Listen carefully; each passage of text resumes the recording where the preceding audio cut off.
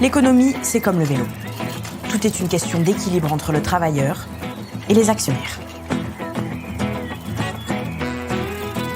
Le travailleur bosse dur, dans des conditions difficiles. À l'arrière, l'actionnaire est heureux. Tout roule pour lui. Parce qu'il a un allié de poids, la loi de 1996, appelée aussi la loi sur la norme salariale. Cette loi limite les salaires, mais permet aux dividendes de continuer d'exploser. Le travailleur, c'est celui qui concrètement se bouge dans l'entreprise pour produire la richesse. Alors bien sûr, les actionnaires ont amené de l'argent pour faire tourner l'entreprise. Mais une entreprise n'est rien s'il n'y a que des actionnaires. Ces deux acteurs se partagent la richesse produite.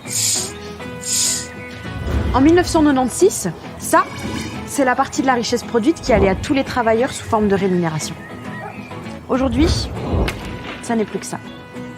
Car peu importe les efforts fournis pour produire cette richesse, l'augmentation de salaire du travailleur est plafonnée par la loi sur la norme salariale, c'est-à-dire le moins possible.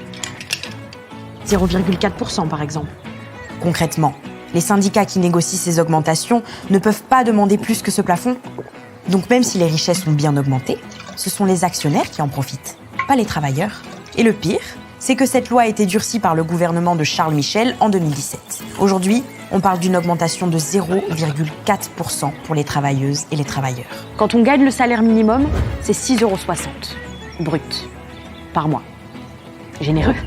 Alors oui, c'est la crise, mais ce sont les travailleurs qui se la ramassent. Aujourd'hui, il y a des secteurs qui s'en sortent bien, et là, on devrait pouvoir aller au-delà d'une misérable augmentation de 0,4%. Cette loi sur les salaires est injuste socialement et inefficace économiquement. Pour rétablir l'équilibre, la loi doit changer.